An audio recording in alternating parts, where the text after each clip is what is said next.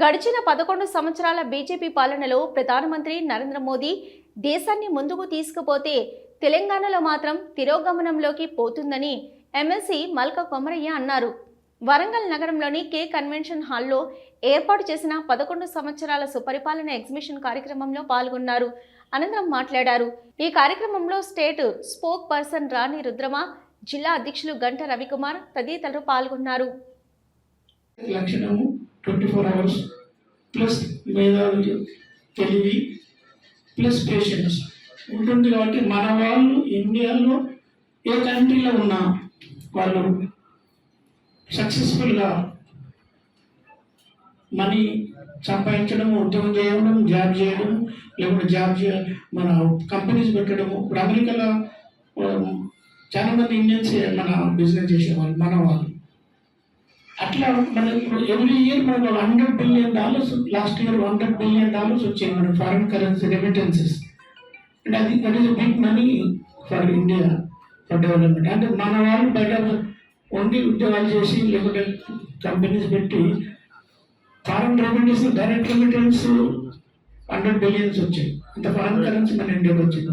అదేవిధంగా direct foreign investment ఉన్నప్పటికీ ఇప్పటికీ ఒక 100 times పెరిగిపోయినాయి. తర్వాత కొత్త స్టార్టప్స్ మన గవర్నమెంట్ వచ్చినప్పుడు స్టార్టప్స్ ఒక 100 కూడా లేకపోయింది.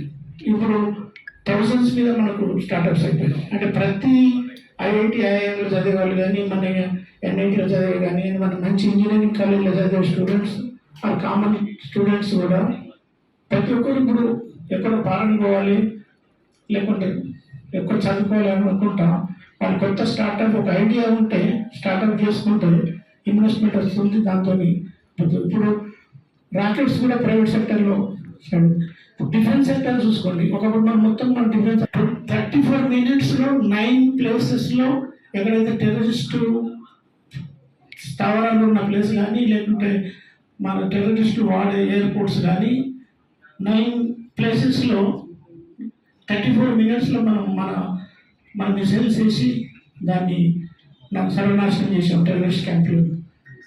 ఇంకొకటి మీకు ఇన్ఫర్మేషన్ ఇంకొకటి ఏంటంటే మన వాడిన ఆకాశ కానీ, తర్వాత మన మిగతా మిసైల్స్ అన్నీ మన హైదరాబాద్లో డిఆర్డీఓలో తయారైంది, మన హైదరాబాద్లో.